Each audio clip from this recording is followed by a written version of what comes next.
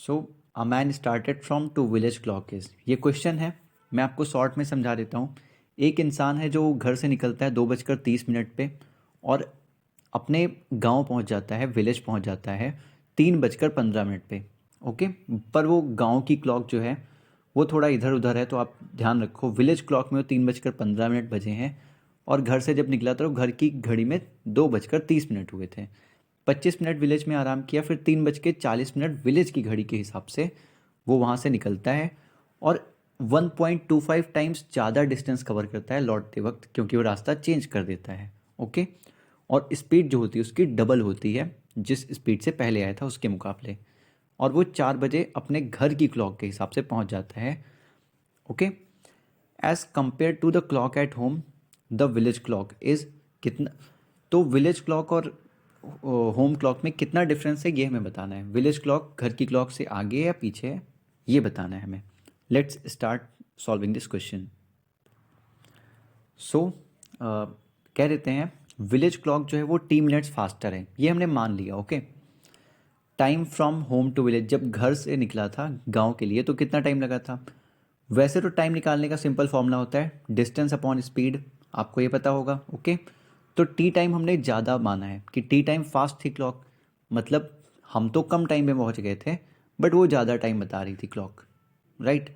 तो 45 मिनट्स बता रही थी क्लॉक के हिसाब से गांव की, बट टी टाइम्स वो अहेड थी इसलिए हम माइनस कर देंगे 45 माइनस टी, ये हमने इक्वेशन 1 मान ली। फिर 25 मिनट जो रुका था वो छोड़ दो आप, उसका यहाँ पे कुछ मतलब है नहीं।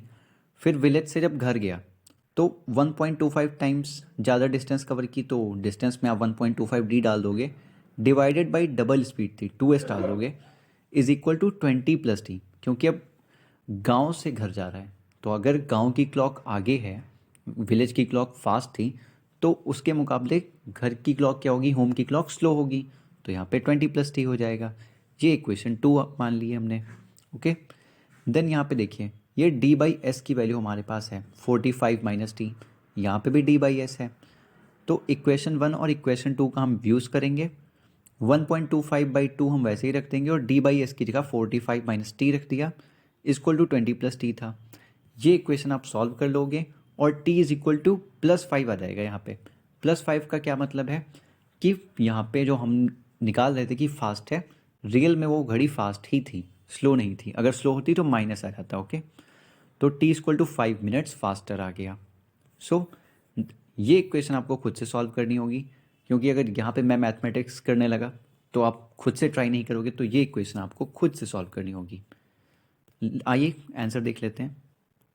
सो यहाँ पे जो करेक्ट आंसर है वो है डी, 5 मिनट्स फास्टर, जो कि अभी निकल गया है। वो इक्वेशन आप सॉल्व करोगे 5 आ जाएगा। Okay, so thanks for watching, like share and subscribe in the case you liked it.